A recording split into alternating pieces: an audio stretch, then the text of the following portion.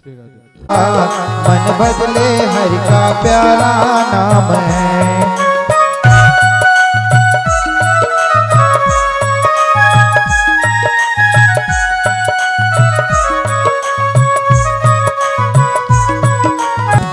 मोर मुकुट श्री गलबन माला केसर तिलक लगाए, केसर तिलक लगाए। मोर मुकुट श्री गलबन माला केसर तिलक लगाए, केसर तिलक लगाए। वृंदावन की कुंज गलन में सबको नाच नचाए, ओह सबको नाच नचाए। श्री राधे गोविंदा मन भजले हरि का प्यारा नाम है। गोपाला हरि का प्यारा नाम है, नंदलाला हरि का प्यारा नाम है। श्री राधे गोविंदा मन भजले हरि का प्यारा नाम है। मुरारी माधव मदन मुरारी, मधुर मुरलिया जब भी बजाए हरले सुध बुध सारी, ओह हरले सुध बुध सारी। श्री राधे गोविंदा मन बदले हरि का प्यारा नाम है। गोपाला हरि का प्यारा नाम है, नंदलाला हरि का प्यारा नाम है। आइए श्रीमद् भागवत भगवान की है आरती। पापियों को पाप से है तार दे, श्री भागवत भगवान की है आरती। पापियों को पाप से है तार दे।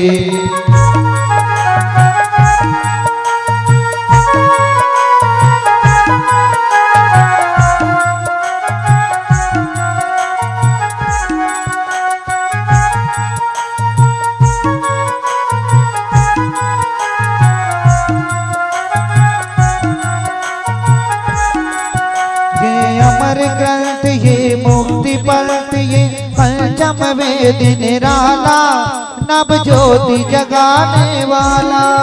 ये अमर ग्रंथ ये मुक्ति पंथ ये पंचम वेद निराला, नव ज्योति जगाने वाला।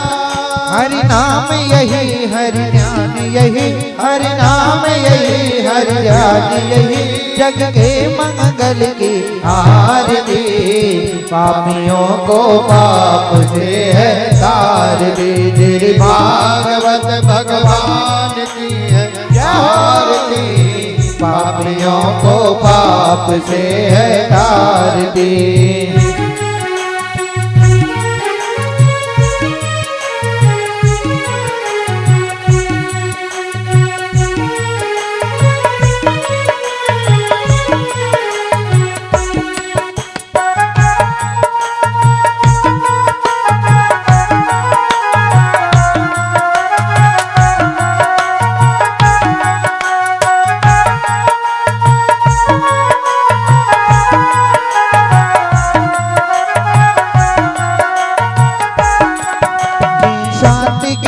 पावन पुनीत पापों को मिटाने वाला, हरि दरस कराने वाला। ये शांति गीत पावन पुनीत पापों को मिटाने वाला, हरि दरस कराने वाला। ये सुख करनी ये दुख हरनी, ये सुख करनी ये दुख हरनी, श्री मधुसूदन की आरती। पापियों को पाप से है तार दे, श्री भागवत भगवान की आरती। पापियों को पाप से है तार दे।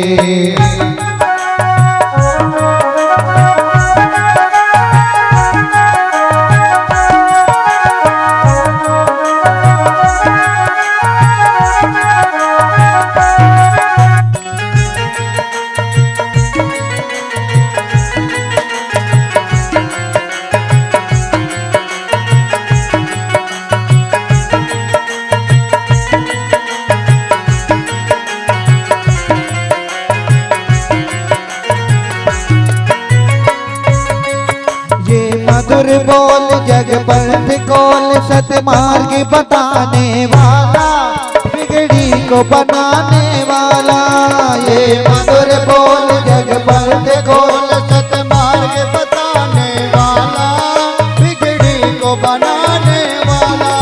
श्री राम यही घनश्याम यही, श्री राम यही घनश्याम यही, मेरे राम यही मेरे श्याम यही, मेरे राम यही मेरे श्याम यही। प्रभु मधु महिमा की आरती, पापियों को पाप से तार दे।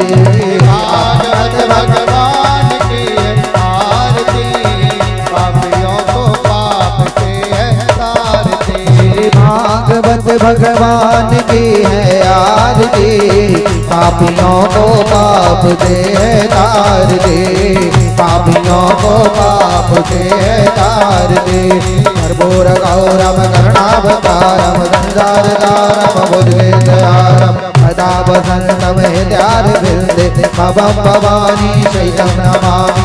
मंदारमाला कुण्डलकाय, कृपालमाला जगत्शेखराय, दिगम्बराय दिगम्बराय, नमः शिवाय नमः शिवाय। त्वमेव माता च पिता त्वमेव, त्वमेव बन्धु च सखा त्वमेव, त्वमेव विद्याधरणं त्वमेव, त्वमेव सर्वं मम देव देव। गुरुर्ब्रह्मा गुरुर्विष्णु गुरुर्देवो महेश्वरा, गुरुः साक्षात् परं ब्रह्म, तस्मै श्री गुरवे नमः। अक्षतं केशवं राम नारायणं, कृष्ण दामोदरं वासुदेवं हरे, श्रीधरं माधवं गोपिकावल्लभं, जानकी नायकं रामचन्द्रं भजे। हरे राम राम राम हरे हरे, हरे कृष्ण कृष्ण हरे हरे, हरे राम राम राम हरे हरे, हरे कृष्ण कृष्ण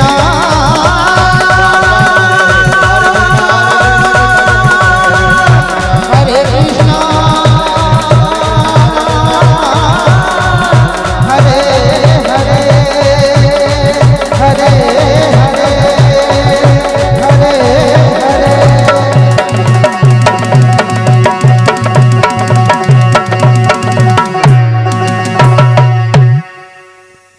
दूसरों को जो सम्मान देता है, हमारे बीच में श्री प्रतुल श्रीवास्तव जी गुंजन कला सदन की ओर से उपस्थित हैं। एक दिवसीय कथा की परिकल्पना जो है हमारे प्रतुल भैया की, और पहली कथा उन्होंने अपने घर में ही करवाई, और आदरणीय विजय जायसवाल जी भी यहाँ पर उपस्थित हैं।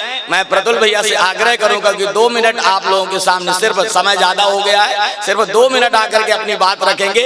और कई कथाएं एक दिवसीय होना है, 10-12 कथाओं की संयोजना तो तैयार है, और जिसको 7 दिन की सुनना है उनके लिए द्वार खुले, किसी के लिए कोई मना नहीं है। लेकिन जिसके पास पैसा नहीं है, कोई नहीं सुन सकता है, उसके लिए भी गुंजन कला सदन ऐसे भक्तों को भी एक दिवसीय कथा का आनंद देना चाहता है।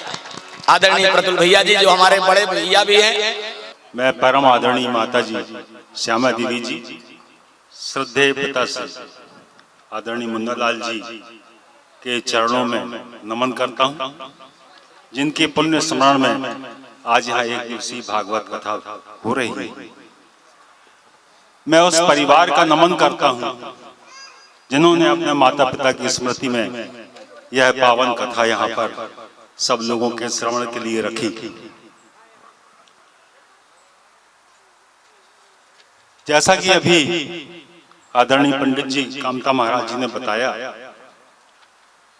एक दिवसीय कथा की परिकल्पना बहुत दिनों से दिमाग में चल रहा था। 3-4 प्रकार की परेशानियां हैं। एक परेशानी तो ये है कि बहुत सा वर्ग ऐसा है जो अति संपन्न है, धन की कमी नहीं है उसके पास, स्थान की भी कमी नहीं है, लेकिन वो 7 दिन लगातार बैठकर कथा नहीं सुन सकता। इतने लोगों की दोनों समय बुलाने की आव भगत वो नहीं कर सकता। सुनना चाहता है, इच्छा है उसकी, तो वो क्या करे? कुछ लोग इस तरह के हैं, मध्यम वर्गीय लोग हैं, नौकरी पेशा हैं, प्राइवेट सेक्टर में काम करते हैं, सरकारी काम करते हैं, उनके पास इतना बड़ा घर भी नहीं है, सार्वजनिक स्थल आजकल विवाह के लिए 1-1.5 लाख रुपए में मिलते हैं, पंडाल ये वो सब। उनकी बहुत इच्छा है, उनकी माता जी को अपनी कथा सुनवाना है, पिताजी को सुनवाना है, किसी के यहाँ दादी जी हैं उनको कथा सुनवाना है। तो 1 हफ्ते की कथा की व्यवस्था कैसे करें? कुछ अति निर्धन लोग हैं, बड़ी इच्छा रहती है, 1-1 कमरे 2-2 कमरे के मकान में रहते हैं कि काश भागवत कथा हम करा सकते। ऐसे लोग हमने देखे, दूसरों के यहाँ जाते हैं, बड़ी श्रद्धा से बैठ के सुनते हैं, 2-2 टाइम जाते हैं। उनकी बहुत इच्छा रहती है कि जैसे सत्यनारायण की कथा हो जाती है हम भी कथा कराते हैं, भागवत कथा। तो इन सब चीजों को देखते हुए कि प्रत्येक व्यक्ति जो चाहे वो भागवत कथा सार करा सके, फिर हमने देखा 1 हफ्ते वाली भागवत कथा भी हमने सुनी। उसमें भी देखा कि अनेक प्रसंग जो हैं विद्वान पंडित जो हैं वो छोड़ देते, क्योंकि 7 दिन में भी पूरी भागवत नहीं कर पाते। एक दिन कृष्ण जन्म में निकल जाता है, कृष्ण को बाल कृष्ण को तैयारी करो, बाजे बजवाओ, 11,000-21,000 रुपए दो, फिर मेकअप करो, बग्घी पे निकालो बारात, जन्म की उत्सव मनाओ। इसी तरह से कलश यात्रा में इसमें 2-2, 3-3 श्लोक उनके अर्थ हो पाते। तो गुंजन कला सदन ने यह तय किया, कामता जी विद्वान पंडित हैं, लेकिन इनका परिचय मैं दे दूं। कामता महाराज जी ने बड़े लंबे समय तक पत्रकारिता की है, M.Com किया है, धर्म का वेदों का अध्ययन किया है। मूल रूप से जो है धर्म और आध्यात्म का क्षेत्र इनका है, लेकिन इन्होंने 10-12 वर्षों तक पत्रकारिता की है। मैं इनका सीनियर था। फिर गुंजन कला सदन ने यह तय किया कि भागवत का ऐसा स्वरूप हम सामने रखें जो प्रत्येक व्यक्ति सहजता से उसको कर सके। यह भी तय हुआ पंडित जी के माध्यम से कि ऐसे लोग जो भागवत कराना चाहते हैं, जिनके पास छोटा सा स्थान है और आर्थिक स्थिति भी उनकी इतनी नहीं है, उनको जितनी दक्षिणा देंगे वो उतनी दक्षिणा में पंडित जी भागवत करेंगे। जो पैसा कम पड़ेगा 1,000, 2,000, 3,000 रुपए वो गुंजन कला सदन देगी। लेकिन कोई भी ऐसा व्यक्ति जिसके मन में इच्छा है कि हम हमारे घर भागवत हो, वो इच्छा अपूर्ण रह जाए, ऐसा हम नहीं चाहते। तो इस भावना से ये भागवत हमने प्रारंभ की है। और प्रभु तो हर व्यक्ति के मन में होता है, हृदय में होता है। यहाँ मैं देख रहा हूँ प्रभु माताजी पिताजी की तस्वीर में बैठा हुआ है। प्रभु पंडित जी की वाणी से निकल के हम लोगों के कानों के माध्यम से हमारे हृदय में समा रहा है। संगीत की स्वर लहरियों से प्रभु निकल रहा है। आप सब जो बैठे हुए हैं, इनके खिले हुए चेहरे में हमको प्रभु बैठा हुआ दिखाई दे रहा है। ऐसे प्रभु को प्रणाम करता हूँ। बोलो भगवान श्री कृष्ण की जय। धन्यवाद। बोलिए वृंदावन बिहारी लाल की जय। अच्छी बातों को समर्थन जो है ना करतल ध्वनि से करना चाहिए, तालियां बजाने में भी कंजूसी। आप लोगों के लिए कुंजन कला सदन ने ये बीड़ा उठाया है। सप्ताह पुराण सुनने का आपके पास समय हो तो आप 7 दिन सुने कथा, उसको हृदयांगम करें। लेकिन कथा सार के रूप में आपके सामने आज यह पूर्ण अवसर उपस्थित हुआ है। ग्राम पड़रिया में मालगुजार निवास में दुबे परिवार पूजनीय माता जी, जिनकी स्मृति में यह शुभ मंगल कार्य हो रहा है, श्रीमती श्यामा देवी जी की, और पूज्य पिताजी स्वर्गीय श्री मुन्नालाल जी दुबे, मैं उनके चरणों में बारंबार प्रणाम करता हूँ व्यासपीठ से कि जिस घर में ऐसे पुण्यात्माओं का जन्म हुआ और सभी भाई भागवत रसिक हैं, भागवत को सुनने के लिए यहाँ पर जो है सपत्नीक उपस्थित है। आदरणीय श्री इंजीनियर राजा राम जी दुबे और उनकी पत्नी प्रेम राधा जी, इंजीनियर जगन्नाथ जी दुबे, श्रीमती अरुणा जी, जगदीश जी दुबे, श्रीमती आशा जी, डॉक्टर विजय जी दुबे, श्रीमती स्वप्ना जी, डॉक्टर श्री कृष्ण कुमार जी दुबे, श्रीमती ज्योति जी, श्रीमती सुमन जी, इंद्र कुमार जी दुबे, मनोज कुमार जी दुबे एवं समस्त दुबे परिवार। यहाँ उपस्थित हमारे विद्वत ब्राह्मण गण, सब वैदिक आचार्य हैं, वेदों को जानने वाले, भागवत पारायण करने वाले आदरणीय पंडित लोकेश जी शास्त्री बहुत ही योग्य विद्वान हैं और श्रीमद् भागवत के 10वें स्कंद का जो रास पंचाध्यायी है उसका पारायण करेंगे। आदरणीय नरेंद्र जी मिश्रा जी हैं, ये जो है यहाँ पर महामृत्युंजय जप करेंगे जितना इनसे 3 घंटे में संभव होगा।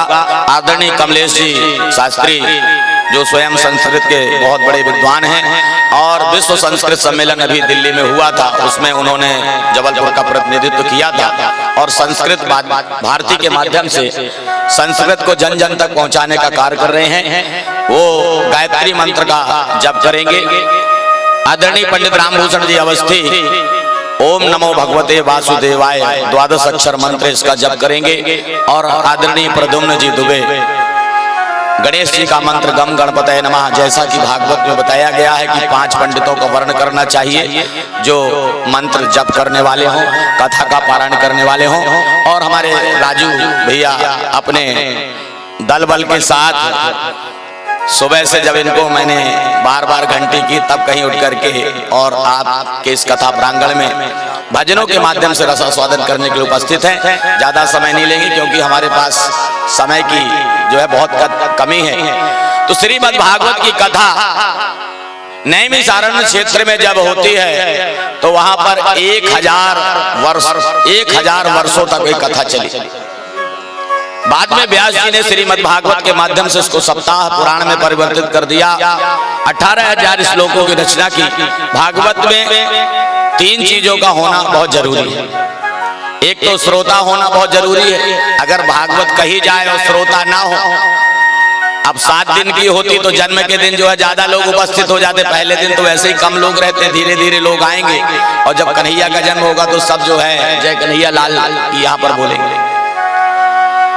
दूसरा जिज्ञासा होना चाहिए कथा के प्रति, कथा को जानने के प्रति उत्सुकता होना चाहिए। और तीसरा होता है निर्मत्सरता। निर्मत्सरता कहते हैं अभिमान को। अपने अंदर किसी प्रकार का मत्सर नहीं होना चाहिए, अभिमान नहीं होना चाहिए कि हम कथा कर रहे हैं। हमारे अंदर परमात्मा के चरणों के प्रति समर्पण होना चाहिए। और श्रीमद् भागवत में लिखा है कि ये तो एक दिवसीय है, यदि इसका एक अक्षर एक शब्द भी सुनाई पड़ जाए तो लिखा है प्रत्यक्षरम भवेत्तस्य कपिला दानजम फलम। यानी इसके एक एक अक्षर में एक एक अक्षर को भी श्रवण करने से कपिला गाय का नाम सुना होगा, कपिला गौ होती, कपिला दान का पुण्य फल प्राप्त होता है। तो आप लोग बड़े भागी हैं कि इस कथा को सुनने के लिए यहाँ पर उपस्थित हुए। सूत जी महाराज कहते हैं कि सच्चिदानंद रूपाय विश्वोत्पत्त्यादि हेतवे तापत्रय विनाशाय श्री कृष्णाय वयम नमः। हम सतचित और आनंद स्वरूप भगवान श्री कृष्ण को प्रणाम करते हैं, क्योंकि एक केवल परमात्मा है। सच्चिदानंद सच्चिदानंद सच्चिदानंद क्यों कहते हैं? सत कहते हैं सत्य को। केवल ईश्वर के अलावा इस संसार में कुछ भी सत्य नहीं है। जब माता पार्वती को ये कथा सुनाते हैं तो कहते हैं उमा कहाऊं मैं अनुभव अपना, सत हरि भजन जगत सब सपना। तो केवल सत्य अगर कोई है तो भगवान का भजन, भगवान का कीर्तन, भगवान की कथा और परमात्मा। और चित कहते हैं चैतन्य को, प्रकाश को। तो भगवान प्रकाशक स्वरूप है, जिसके हृदय में विराजमान हो जाए उसका अंतर्मन प्रकाशित कर देते, उसका अंतर्मन पवित्र हो जाता है और उसका जीवन उज्जवल बन जाता है, उसकी गति हो जाती है, सुधर जाती है। और आनंद कहते हैं, आनंद हर व्यक्ति के अंदर समाया हुआ होता है। सुख तो संसार में बहुत है, लेकिन परमात्मा जो है भगवान की कथा आनंद का विषय है, इसलिए कहा गया जगत में जो बाह्य वस्तुएं दिखाई देती इनमें आनंद नहीं, अगर किसी रसगुल्ले में पहला रसगुल्ला खाने में जो आनंद मिलता है, उसके बाद आप उसकी संख्या बढ़ाते जाएंगे तो वह आनंद प्राप्त नहीं होगा जो पहले रसगुल्ले में प्राप्त हुआ था, जबकि रसगुल्ला वही है। और ये तो रसगुल्ले की कथा है, भगवान की कथा, पिबत कथा भागवत कथा रसमालयम। इसमें कहा गया कि कथा क्या पीना है, रसमालयम, रस रूपी कथा को श्रवण करना है कानों के द्वारा, उसको हृदय में उतारना है। तो रस स्वरूप है ये कथा। इसमें रसगुल्ला तो है लेकिन इसमें कोई पदार्थ नहीं है, केवल रस ही रस भरा हुआ है। कहते हैं सूत जी महाराज से ऋषियों ने प्रश्न किया नैमिषारण्य नाम के पवित्र क्षेत्र में, अज्ञान ध्वंस विध्वंस कोटि सूर्य समप्रभम सूताख्यायी कथा सारम मम कर्ण रसायनम। वहां भी प्रश्न क्या किया गया, यही तो कहा ऋषियों ने कि कथा सारम, ऐसी कथाओं का सार सुनाइए, बहुत कथा सुन चुके, ऐसी कथा का सार सुनाए जो मेरे कर्णों को रसायन स्वरूप इन्हें प्रिय लगे, ऐसी कथा होना चाहिए। तो सूत जी महाराज कहते हैं कि परमात्मा जो है भगवान के 6 ईश्वर बताए गए हैं। पहला ईश्वर है भगवान का श्री, दूसरा है भगवान शक्ति संपन्न है, तीसरा यश, चौथा सौंदर्य और पांचवा ज्ञान और छठवां वैराग्य। और एक कथा जो है भक्ति ज्ञान और वैराग्य की त्रिवेणी है जो आज पड़रिया राम के ग्राम में बह रही है। परिवार में डॉक्टर अर्चना वाजपेयी जी इस परिवार की बहुत सम्मानित जो है परिवार की सदस्य हैं, मैं उनको भी व्यास जी पीठ से प्रणाम करता हूं। सूत जी महाराज कहते हैं कि एक बार देवर्षि नारद जी भ्रमण करते करते मृत्यु लोक में आए और नारद जी ने देखा कि यहाँ पूरे मृत्यु लोक में केवल कलह मचा हुआ है। लोग जो है उदरा रंबिणो जीवा, लोग अपना पेट पालन के लिए कुछ भी करने के लिए तत्पर हैं। नारद जी ने ऐसी विसंगति देखी और घूमते घूमते जब वृंदावन पहुंचे तो वहां उन्होंने एक महान आश्चर्य देखा कि एक सुंदर नवयुवती जिसके चारों ओर खड़े होकर के स्वर्ग की अप्सराएं चंवर डुला रही हैं, उसके पास 2 वृद्ध पुरुष खड़े हुए हैं। नारद जी ने पूछा, देवी तुम कौन हो? उसने कहा, अहम भक्ति रीति ख्याता इमाम में तनयो दयो ज्ञान वैराग्य नामेन कलियुगे जीर्णो भवे। कलियुग के प्रभाव से जीर्ण शीर्ण हो गए। मैं भक्ति हूं, कलियुग का प्रभाव मेरा अपना परिचय देती है कि मैं द्रविड़ देश में उत्पन्न हुई, कर्नाटक में पढ़ी बड़ी, महाराष्ट्र में कहीं कहीं मेरा सम्मान हुआ और जैसे ही गुजरात पहुंची तो वहां लोग भक्ति तो करते हैं लेकिन गुजरातियों के बारे में आप लोग जानते होंगे, इस समय प्रधानमंत्री अपने देश के जो है वही है। वहां जो है केवल धन का प्रभाव है, भक्ति जो है कई बार दिखावे के लिए देखने को मिलती है। तो बोले भक्ति जो है मेरा वहां पर गुजरात में मेरा जो है मैं पतन हो गया। फिर जब मैं वृंदावन आई तो यहाँ के सहयोग से, क्योंकि वृंदावन में ठाकुर जी का नित्य निवास है, भगवान श्री कृष्ण जब अपने परम धाम को जाने लगे, उद्धव जो उनके प्रिय सखा थे वहीं पर बैठे हुए थे। उद्धव जी ने कहा, प्रभु हम आपके साथ हम भी चलेंगे। भगवान ने कहा, आप मेरे साथ नहीं जा सकते, क्योंकि जब आप मेरे साथ आए नहीं तो आप जाएंगे कैसे? तो बोले आपके जाने से एक धीरे से कलियुग आने वाला है, द्वापर की समाप्ति का समय है और जैसे ही आप चले मूर्छा दूर हो जाएगा। कोई बताने के लिए तैयार नहीं हुआ कि ऐसा कौन सा उपाय बता दिया जाए कि ज्ञान वैराग्य उठ करके खड़े हो जाए। चलते चलते बद्रिकाश्रम में पहुंचे नारद जी और वहां कहा एक महात्मा की तलाश कर रहे थे। एक साथ चार मुनि मिल गए, सनक सनंदन सनातन और सनत कुमार जी। और उस विशाला क्षेत्र में बद्रिकाश्रम में सनकादिक ऋषियों से नारद जी का मिलन हुआ। नारद जी ने अपना दुख निवेदन किया, भक्ति के कष्ट की निवृत्ति के लिए उनसे प्रश्न किया। तो सनक सनंदन सनातन सनत कुमार बैठ गए नारद जी को कथा सुनाने के लिए। श्रीमद् भागवत में 3 प्रकार के वक्ता हैं और 3 प्रकार के श्रोता हैं। सबसे प्रमुख वक्ता जो है कौन है? श्री सनकादिक ऋषियों ने जैसे ही श्रीमद् भागवत कथा कहने का मंच तैयार करवाया और उसी समय पूरे देवलोक में, तीनों लोकों में ये हल्ला फैल गया कि विशाला क्षेत्र में सनकादिक ऋषि नारद जी को कथा सुनाने के लिए उपस्थित है। एक कथा अमृत है। कहते हैं कि श्री सुखदेव जी महाराज जब कथा सुनाने के लिए राजा परीक्षित के सामने उपस्थित हो गए, उस समय देवता लोग अमृत का घड़ा लेकर के आए कि परीक्षित को आप मुक्त करना चाहते हैं तो ये अमृत का घड़ा हम आपको दे देते हैं, ये अमृत आप परीक्षित को पिला दीजिए और एक कथा रूपी जो अमृत है ये मुझे पान करा दीजिए। सुखदेव जी महाराज ने मना कर दिया। एक कथा अमृत, क्योंकि आप इसके अधिकारी नहीं हैं, आप तो व्यापार करने के लिए आए हैं कि आपको फलानी चीज दे रहे हैं, उसके बदले आप मुझे ये दे दीजिए। जहाँ विनिमय होता है, व्यापार होता है, वहाँ भक्ति प्रस्फुटित नहीं होती है, इसलिए उनको अनाधिकारी जान करके और वापस कर दिया श्री सुखदेव जी महाराज ने देवताओं को और एक कथा रूपी अमृत राजा परीक्षित को पिलाया। सनकादिक ऋषि नारद जी को कथा सुनाने के लिए बैठे, चारों तरफ हल्ला मच गया और जब यह शोर वृंदावन में पहुंचा जहां भक्ति माता अपने ज्ञान वैराग्य के साथ उपस्थित थी, तो उसी समय ज्ञान वैराग्य केवल उस कथा का नाम सुन करके और अपनी माता भक्ति के साथ उस कथा मंडप में प्रवेश करते हैं और झूमते हुए गाते हुए श्री कृष्ण गोविंद हरे मुरारी हे नाथ नारायण वासुदेव श्री कृष्ण गोविंद हरे मुरारी हे नाथ नारायण वासुदेव हे नाथ नारायण वासुदेव हे नाथ नारायण वासुदेव हे नाथ नारायण वासुदेव हे नाथ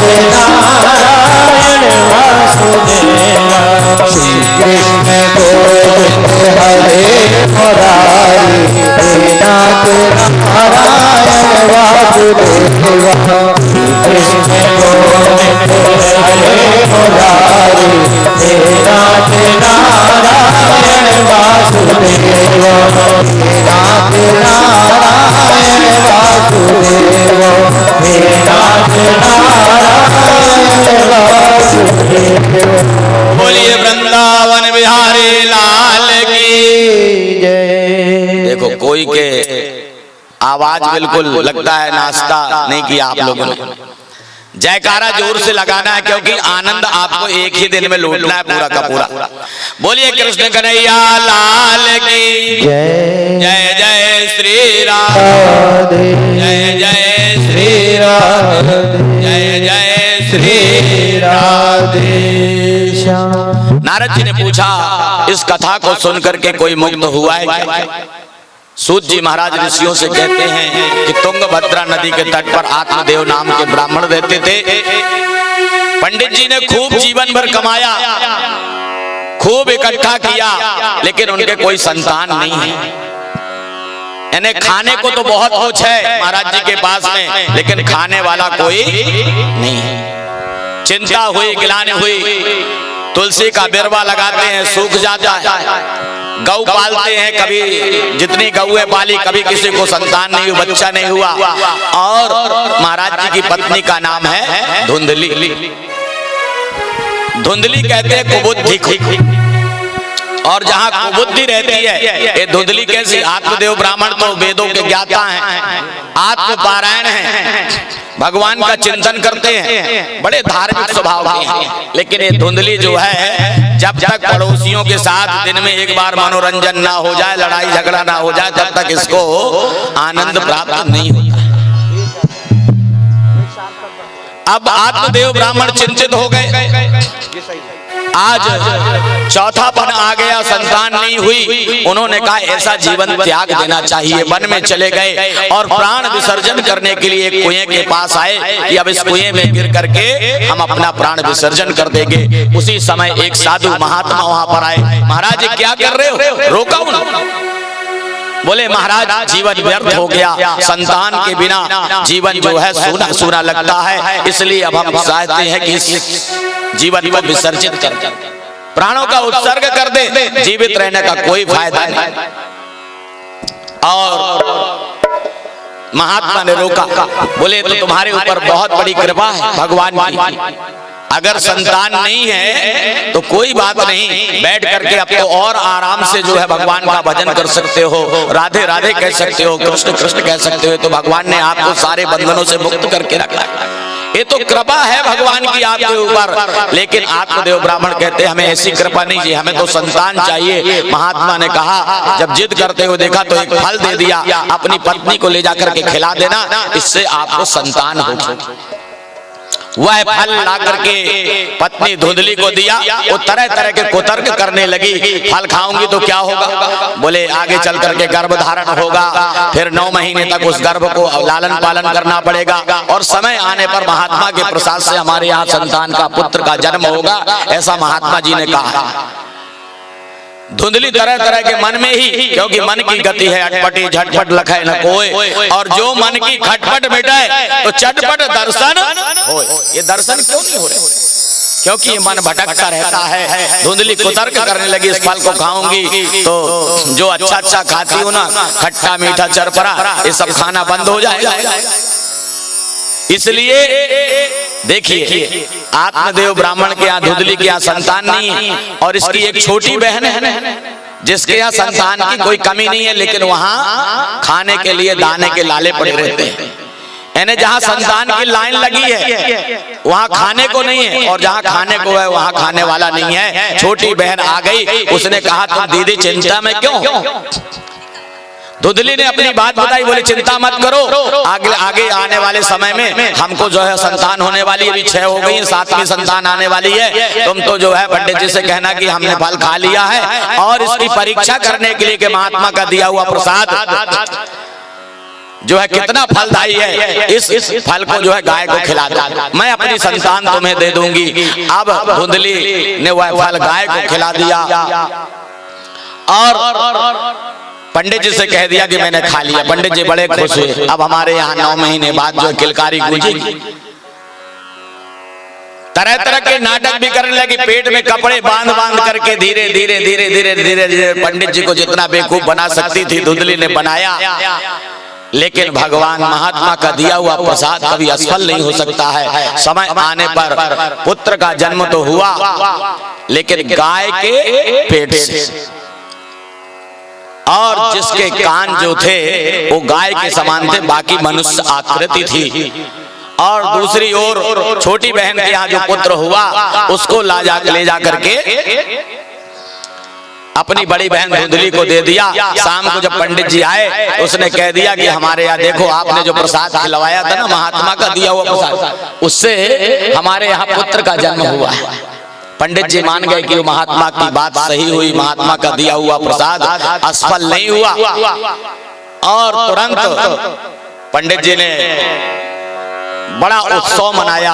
नामकरण संस्कार की बात आई तो गाय के पेट से जो बालक जन्मा था उसका नाम तो गोकर्ण रखा गया, क्योंकि उनके कान जो थे वो गोकर्ण गौ के समान थे, गौ के कान के समान।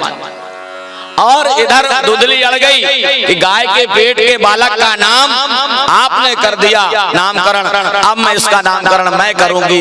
और कहा मेरा नाम धुंधली है तो मैं इसका नाम अपने नाम से जुड़ा हुआ धुंधकारी रखूंगी। सूत जी महाराज कहते हैं गोकर्णो महाज्ञानी धुंधकारी महाज्ञानी।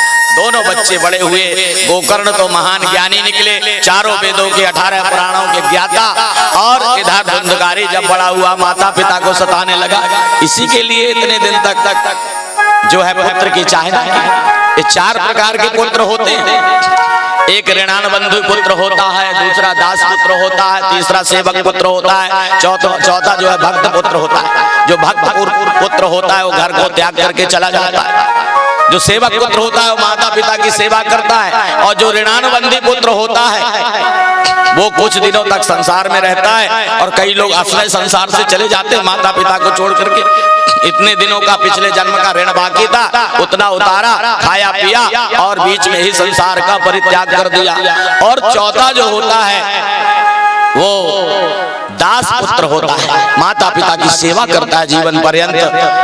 आप लोग जो है उसी श्रेणी के पुत्र हैं जिन्होंने माता पिता की जीवन पर्यंत सेवा की और आज उनको श्रीमद् भागवत की कथा रस का पान करा रहे हैं। सूत जी महाराज कहते हैं कि आगे चल करके माता पिता को पीटना शुरू किया, पैसा खजाना लुटाना शुरू किया। आत्मदेव ब्राह्मण ने घर का परित्याग कर दिया और उन्होंने अपने प्राणों का उत्सर्ग कर दिया। गोकर्ण तीर्थ यात्रा में चले गए। इधर धुंधकारी माता को सजाने लगा। एक दिन माता की भी मृत्यु हो गई और अब केवल धुंधकारी अकेले बचा। घर का पूरा पैसा उड़ा डाला। अब चोरी करने लगा, डकैती करने लगा। 5 वेश्याओं को अपने साथ में रख लिया और सारा धन जितना कमा करके लाता था उन उल्टाओं को, उन वेश्याओं को धुंधकारी लुटा देता था, उनको दे देता था। एक दिन वेश्याओं ने सोचा कि एक दिन चोरी करते हुए जब ये पकड़ा जाएगा, राजा के सिपाही आएंगे और हमारे घर में रखा हुआ धन देखेंगे तो हमको भी ले जा करके जेल में बंद कर देंगे, कारागार में बंद कर देंगे। इसलिए इन वेश्याओं ने एक दिन धुंधकारी को पकड़ लिया, एक खंबे से बड़ी जोर से रस्सी से बांधा, उसके ऊपर प्रहार पर प्रहार किए, उसको मारने के अनेक प्रयत्न किए परंतु ये धुंधकारी मरता नहीं है। अंत में बड़े बड़े अंगारों के, जिनको लुठगरा कहते हैं, वो सब के सब बड़े बड़े अंगार उसके मुख में ठूस दिए और ये धुंधकारी तड़प तड़प करके मर गया। मरने के बाद प्रेत हुआ। भूत और प्रेत जो होते हैं ये छाया के स्वरूप में रहते हैं, वायु के स्वरूप में रहते हैं, इसलिए दिखाई नहीं देते लेकिन वो अपना प्रभाव जो है दिखाते हैं। आंखों से भले ही नहीं दिखाई दे लेकिन वो अपनी उपस्थिति का आभास कराते हैं। महान प्रेत भरा धुंधकारी। अब एक दिन गोकर्ण तीर्थ यात्रा, गोकर्ण ने जब धुंधकारी के मरने का समाचार सुना तो गोकर्ण जिन जिन तीर्थों में गए, गया गए, इलाहाबाद गए, ऋषिकेश गए, हरिद्वार गए, जहां जहां गए उन तीर्थों में अपने भाई के लिए उन्होंने श्राद्ध किया। इसके बाद भी धुंधकारी का उद्धार नहीं हुआ। एक दिन गोकर्ण लौट करके आए, घर के आंगन में सो रहे थे। रात्रि में बड़े बड़े जोरों की आवाज, हाथी के, कभी हाथी की आवाज में चिल्लाता है, कभी घोड़े की आवाज में दहाड़ता है, तरह तरह की आवाजें निकालता है और इस तरह से गोकर्ण चिंतित हो गए। उन्होंने कहा तुम कौन हो? धुंधकारी ने कहा मैं आपका भाई धुंधकारी। गोकर्ण ने कहा अरे तुम क्या हो? बोले मैं प्रेत बना हूं। बोले मैंने तुम्हारे लिए गया, श्राद्ध किया, ऋषिकेश किया, भद्रकाश्रम, ब्रह्म कपाली सब कुछ किया लेकिन तुम्हारी मुक्ति नहीं हुई। बोले भाई मैं इतना बड़ा पापी हूं कि एक श्राद्ध क्या हजारों हजार श्राद्ध भी मुझे मुक्ति नहीं दिला सकते। गोकर्ण सूर्यदेव के भक्त थे। दूसरे दिन उन्होंने स्नान किया और जैसे ही सूर्य भगवान को अर्घ दिया, यही सूर्य सहस्रांशो तेजो रासे जगतपते अनुकंपा माम भक्त्या ग्रहण अर्घ दिवाकर, और भगवान के चरणों में प्रणाम किया क्योंकि सूर्य जो है जगत के प्रत्यक्ष देवता है।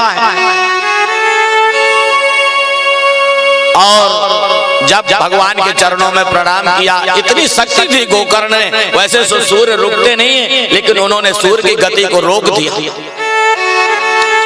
और गोकर्ण कहते हैं कि मेरा भाई धुंधकारी जो है वो प्रेत योनि में पड़ा हुआ है, उसके लिए क्या करना चाहिए? उन्होंने कहा कि तुम श्रीमद् भागवत का पारायण करो, पाठ करो, अपने भाई की मुक्ति के लिए, प्रेत योनि से उद्धार के लिए सप्ताह ज्ञान यज्ञ करो, इससे तुम्हारे भाई की मुक्ति होगी। और गोकर्ण ने आषाढ़ महीने के शुक्ल पक्ष की नवमी से गुरु पूर्णिमा तक अपने भाई की मुक्ति के लिए श्रीमद् भागवत की कथा सुनाई। उसका परिणाम क्या हुआ कि 7 गांठ के बांस में धुंधकारी प्रवेश किए हुआ था। जब 7 दिन की कथा होती है तो 7 गांठ का बांस जो है रखा जाता है बांधा जाता है और उसमें की धुंधकारी जो है कथा श्रवण कर रहा है। पहले दिन की कथा से पहले दिन की गांठ खुल गई, दूसरी गांठ, तीसरी गांठ, और 7 दिन बाद देवलोक से विमान आया और धुंधकारी को बैठा करके स्वर्ग को जाने लगा। कथा मंडप में जितने लोग उपस्थित थे सब के सब कहने लगे कि मैंने भी तो कथा सुनी है, मेरा उद्धार क्यों नहीं हो रहा है, मुझे लेने के लिए विमान क्यों नहीं आया है। उसी समय उन देवदूतों ने जो विमान लेकर के आए थे उन्होंने कहा, जिस भाव से इस धुंधकारी ने 7 दिन तक निराहार निर्जला रह करके कथा सुनी है, उस भाव से आपने कथा का श्रवण नहीं किया, इसलिए दोबारा कथा का आयोजन किया गया और गोकर्ण ने फिर कथा सुनाई। और 7वें दिन जितने लोग वहां कथा मंडप में उपस्थित थे सबको लेने के लिए विमान आया और सब लोग बैठ करके स्वर्ग को चले गए।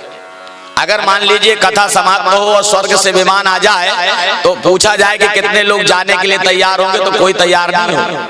हमने कथाओं में देखा, बोले कितने लोग जाएंगे स्वर्ग, तो कहते हैं पंडित जी अभी नहीं, अभी कोई कहता अभी लड़के की शादी करना, कोई कहता नाती को और बहू को और देख ले। तो इस तरह संसार की माया में व्यक्ति पड़ा हुआ है। धुंधकारी जैसे प्रेत का इस कथा से उद्धार हुआ। आखिरी में सूत जी महाराज सप्ताह यज्ञ की विधि बताते हैं कि सप्ताह यज्ञ कैसे श्रवण करना चाहिए। सुंदर मंडप की रचना हो, सुंदर आचार्य के द्वारा इस कथा को श्रवण किया जाए और इस तरह से भागवत महात्म्य की कथा यहाँ पर जो है विराम लेती है। इसके बाद प्रथम स्कंद में प्रवेश करते हैं। पहला स्कंद जो है अधिकार स्कंद है और इसमें भगवान के 24 अवतारों की कथा मुख्य रूप से है। भगवान के 24 अवतार हुए। पहला अवतार सनकादिक ऋषियों का, दूसरा जो है भगवान का 12 है अवतार। पृथ्वी रसातल में डूबी हुई थी, भगवान 12 है। सूकर अवतार जिसको कहते हैं, मझौली में बहुत सुंदर 12 भगवान का मंदिर है। भगवान अपनी दाढ़ों में इस पृथ्वी को उठा करके जल के ऊपर स्थापित किया जिसमें हम और आप बैठे हुए। तीसरा अवतार नारद जी का है, चौथा नर नारायण का है और 5वां कपिल देव जी का है। 6वां अवतार दत्तात्रेय जी का, 7वां अवतार यज्ञ अवतार, 8वां ऋषभ देव जी का। ये जैनियों के प्रथम तीर्थंकर है ऋषभ देव जी। जब कभी हम लोग उनको शंकर जी की पूजा के लिए सलाह देते हैं कुंडली देख करके जैनियों को, तो वो ऋषभ देव जी को भगवान शंकर का ही अवतार मानते हैं, भगवान विष्णु का ही अवतार मानते हैं। बोले हम लोग ऋषभ देव जी की पूजा करते हैं। अपने 24 अवतारों में ऋषभ देव जी 9वां अवतार पृथु राजा का है, जिन्होंने भगवान की कथा सुनने के लिए 10,000 कान मांगे थे परमपिता परमेश्वर से। बोले ये 2 कान जो है आपकी कथा सुनने के लिए कम पड़ते हैं, हमको 10,000 कान चाहिए। 10वां अवतार मत्स्य भगवान का है। मनु महाराज के ऊपर कृपा की थी मत्स्य नारायण भगवान ने। 11वां अवतार कच्छप भगवान का है, कछुए का रूप धारण करके मंदराचल पर्वत को अपनी पीठ पर धारण किया था। 12वां अवतार भगवान धन्वंतरी का है। समुद्र मंथन में भगवान धन्वंतरी अमृत का कुंभ लेकर के प्रकट हुए थे। 13वां अवतार मोहिनी अवतार है। मोहिनी अवतार धारण करके देवताओं को अमृत पिला दिया भगवान ने और राक्षसों को उससे वंचित कर दिया, दैत्यों को उससे वंचित कर दिया। 14वां अवतार है नरसिंह भगवान का। उग्रम वीर्यम महाविष्णुम ज्वलंतम सर्वतोमुखम नृसिंहम भीष्णम भद्रम मृत्युम मृत्युम नमाम्यहम। जो भगवान नरसिंह की पूजा करते हैं, उनका ध्यान करते हैं, उनको मृत्यु का काल का भय नहीं होता। 15वां अवतार भगवान बावन का है। तेरे द्वार खड़ा भगवान भगत वर दे रे जोली। और 16वां अवतार परशुराम जी का है। 21 बार परशुराम जी ने क्षत्रियों से विहीन कर दिया पृथ्वी।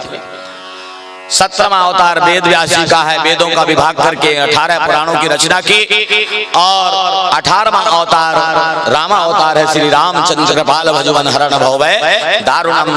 और फिर 19वां अवतार बलराम जी का है। और 20वां अवतार हमारे प्राण प्रियतम वृंदावन बिहारी गोपी जन वल्लभ भगवान श्री कृष्ण का जो है 20वां अवतार है। 21वां अवतार हरि अवतार है। 22वां अवतार हंस अवतार और 23वां अवतार बुद्ध अवतार है।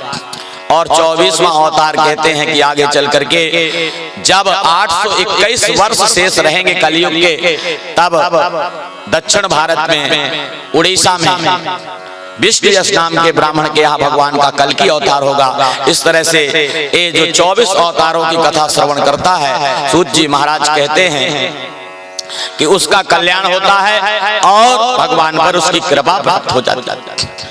महर्षि व्यास जी ने 17 पुराणों की रचना की, लेकिन उनके मन में असंतोष था कि 17 पुराणों की रचना के बाद भी मुझे शांति नहीं मिली। नारद जी ने आकर के उपदेश दिया और कहा कि सत्संग से ही जीवन सुधरता है। आपने कथाएं बहुत सी लिखी, लेकिन अभी श्री कृष्ण की कथा का जैसा वर्णन करना चाहिए था, जैसा हृदयांगम करना चाहिए था, वैसा आपने नहीं किया। और कृष्ण कथा से कैसे जीवन सुधरता है, ये नारद जी ने बताया कि मैं पूर्व जन्म में दासी का पुत्र था और मेरी माँ दासी का कर्म करती थी। चातुर्मास में महात्मा आए, उन महात्माओं की सेवा में मुझे लगाया गया, उनका सत्संग मिला, मेरा जीवन सुधर गया।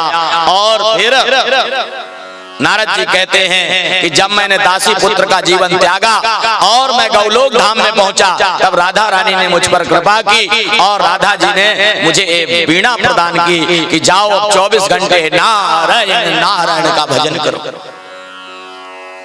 और सूत जी महाराज कहते हैं कि नारद जी का जीवन सुधरा। महाभारत का युद्ध चल रहा था।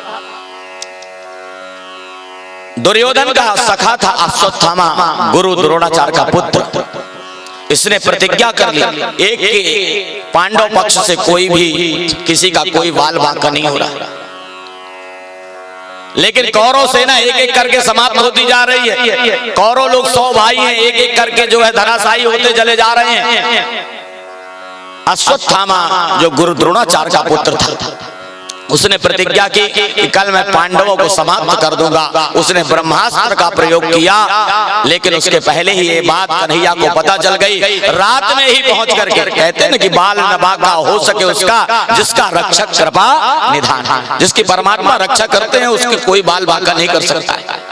अश्वत्थामा ने ब्रह्मास्त्र का प्रयोग किया, उसके पहले ही भगवान श्री कृष्ण को ये बात अश्वत्थामा की प्रतिज्ञा पता चल गई थी। सुबह ब्रह्म मुहूर्त में 3 बजे ही उठा करके और युधिष्ठिर, भीम, अर्जुन, नकुल, सहदेव को जो है भगवान अपने साथ ले गए। वहीं पर द्रौपदी के 5 पुत्र भी सोए हुए थे, उनसे भी भगवान ने चलने के लिए कहा, लेकिन वो नहीं माने, क्योंकि बाल बुद्धि है ना, सुबह सुबह अच्छी मीठी मीठी नींद आती है और उस समय कोई उठने के लिए कहे तो जो है मनुष्य को लगता है कि थोड़ा सा और सो ले, जबकि ब्रह्म मुहूर्त में उठ जाना चाहिए। 11 बजे से 3 बजे तक का समय जो रात्रि में होता है राक्षस काल कहलाता है, उस समय सोना चाहिए। और जैसे ही 3 बजे ब्रह्म मुहूर्त शुरू हो जाता है, उस समय प्रकृति में एक ऐसी ऊर्जा रहती है कि अगर वो आपके अंदर प्रवेश कर जाए तो आपका जीवन जो है कल्याणकारी बन जाएगा।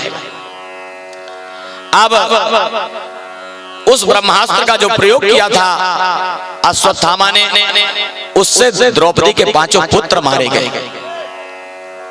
द्रौपदी अपने पुत्रों के मारे जाने पर दुखी है, पूरे पांडव दुखी हैं। भीम ने कहा कि हम इस अपमान का बदला लेंगे और अश्वत्थामा को पकड़ करके लाए, घसीट करके लाए और द्रौपदी से पूछा जिस तरह से तुम विलाप कर रही हो ऐसे ही इसको मार करके इसका जो है काम बोलो, इसके लिए क्या दंड देना है, तुम आज्ञा दो कि क्या दंड देना है। भीम पूछता है द्रौपदी से, लेकिन धन्य है द्रौपदी, ये कोई साधारण नहीं है। द्रौपदी कहती है कि मैं नहीं चाहती कि जिस समय मैं अपने पुत्रों के वियोग में रो रही हूँ उसी तरह से गुरु माता भी अपने पुत्र के वियोग में रोए। आखिर ये हमारे गुरु का पुत्र है, गुरु माता भी तो इसी तरह से अपने बच्चे के लिए छटपटाएंगी, रोएंगी। और इस तरह से उन्होंने अश्वत्थामा को मारने की आज्ञा नहीं दी द्रौपदी, केवल अश्वत्थामा को श्रीहीन कर दिया गया, उसकी चोटी काट दी गई। और ब्राह्मण की यदि चोटी काट दी जाए इससे बड़ा अपमान, ये मृत्यु के समान जो है कष्ट है, इससे बड़ा अपमान नहीं हो सकता है। और अश्वत्थामा का मान मर्दन हुआ। इधर